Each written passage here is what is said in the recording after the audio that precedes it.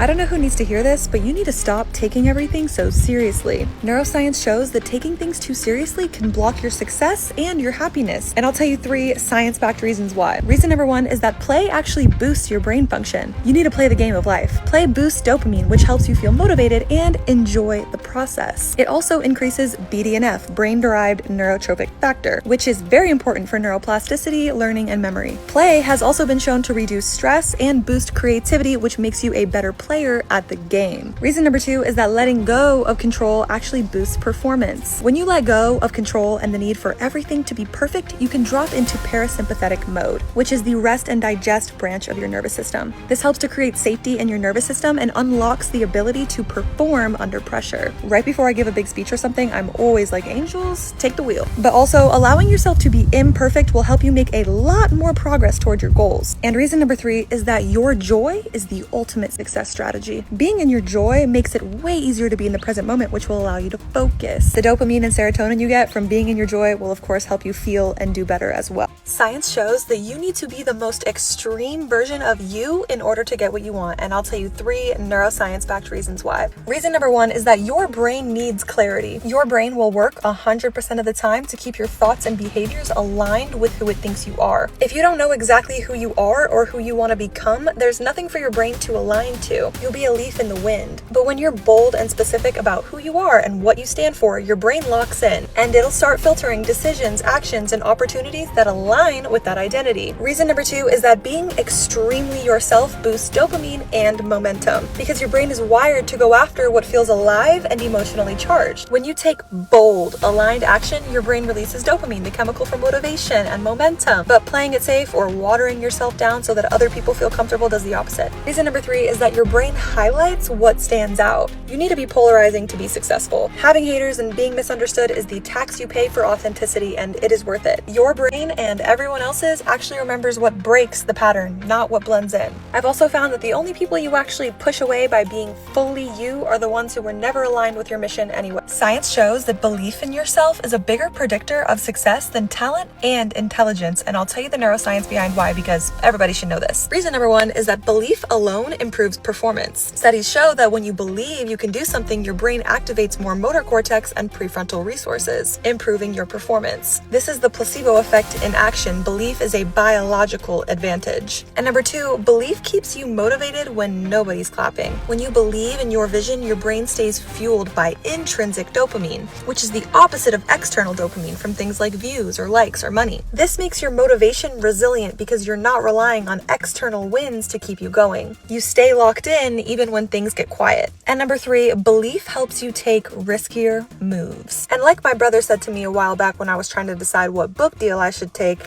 no risk, no Rari. But the science here is that belief helps to reduce amygdala activity, which is responsible for fear and hesitation, and activates approach circuits in the brain. That's why self-belief leads to bold action, and bold action opens the doors to your dreams. When you venture out into the unknown, yeah, the floor might be lower, but the ceiling is so much higher.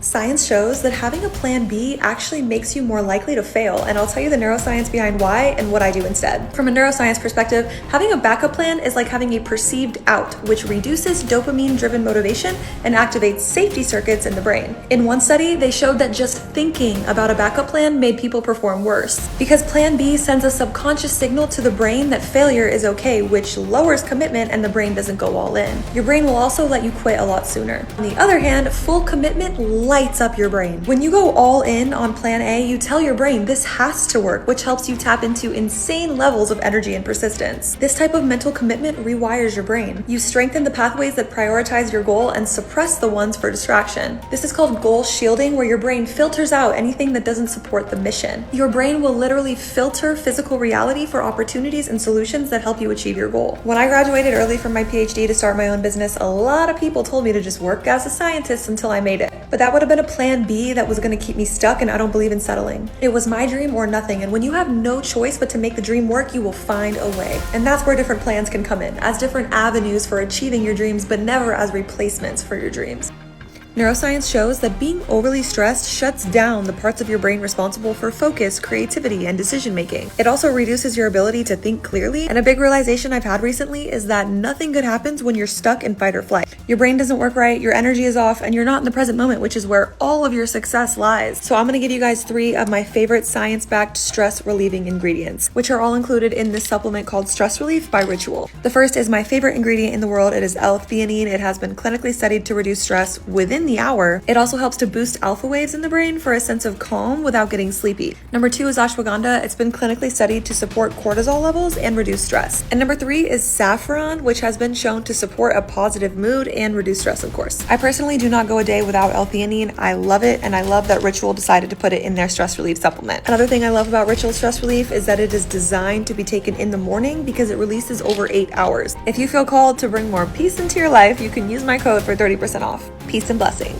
Science shows that the content you consume on social media is mirrored in your brain, which changes your brain, your mood and behavior, and your reality. I'll tell you the science behind why and how you can use this to your advantage. First off is that your brain has mirror neurons that fire when you observe someone doing or feeling something. So if you're watching someone's content and the person is sad, complaining, or just negative, your brain starts activating in that same way. This is why I like to watch content where people are striving for greatness or they're just happy in general, because I know that what I consume, I become. But this is bigger than just mirror neurons, okay? Because repeated exposure to something actually rewires your brain. That's the nature of neuroplasticity. So if you are regularly consuming drama, negativity, or just low IQ content, those circuits strengthen in your brain. And eventually, those things become normal to your brain. And now this is where I really need you to lock in, because your brain filters reality based upon what is normal to you. If you're constantly consuming content that makes you feel sad, your brain is then going to filter reality for more things that make you feel sad. The opposite is also true. Consuming content that makes you feel inspired, motivated, or just happy will help you to feel that way more of the time. Be careful of what you normalize to your brain, because your brain will work to show you more of it. My life changed when I realized that you do not get what you want in life, you get what you are. And I'll tell you 3 neuroscience-backed reasons why that is. Reason number 1 is that your brain works 100% of the time to keep you in alignment with who you think you are. Your sense of identity drives your thoughts, your habits, and your decisions. Be very careful of the labels that you identify with, because they are instructions for your brain. Reason number 2 is that your self-worth directly impacts how much love, money, and success you will achieve. Studies show that your self-worth is directly tied to how much money you make, even after controlling for external factors. It's not just money either. This is also about relationships. This is why we accept the love we think we deserve. And reason number 3 is that your brain is always filtering reality to show you more of what matches your beliefs and identity. Your reticular activating system filters out over 99% of the information that's coming at you. So if you don't see opportunities, it's not because they aren't there. It's because your brain isn't wired to notice them. Your mind and reality are one. If you want to change your life, you have to change your mind first.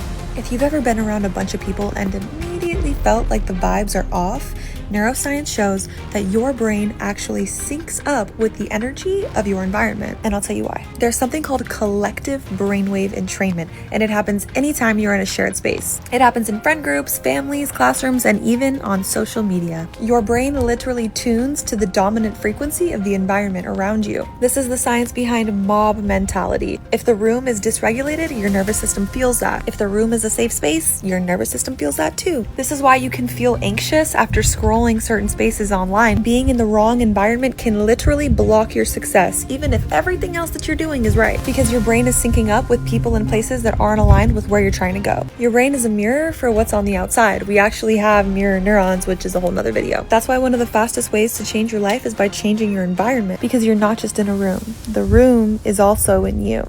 It is scientifically true that when you expect something to happen, it becomes more likely that it will happen. The brain is a prediction machine. You're not passively experiencing reality. It's constantly guessing and predicting what's going to happen next based on past experiences and beliefs. When you expect something to happen, good or bad, your brain will start filtering reality to confirm that expectation. There are many examples of this, like the placebo effect. People who believe a sugar pill will heal them often do get better because their brain sends signals to the body as if the treatment is is real. The nocebo effect is the exact same thing in the opposite direction. If you're expecting a negative outcome, your body will respond as if something bad is happening, even if nothing is. This is really the harm of being pessimistic, or realistic, as many people will like to call it. This is why athletes who believe they'll crush it perform better. Or people that expect rejection often unconsciously act in ways that push people away. When you train your brain to expect the best and nothing less, your reality will start to reflect that. Science shows that you need to be extreme in order to get what you want, and I'll tell you 3 neuroscience-backed reasons why. Reason number 1 is that being extreme actually changes your brain and helps you become the version of you that has it all. If you don't do the work to reprogram your brain, you will continue to live in the same cycles and patterns that you've always lived in. In order to reprogram your brain, you need to boost neuroplasticity, which is your brain's ability to rewire. And neuroplasticity happens when you repeat something with intensity and emotion, aka becoming obsessed and being extreme.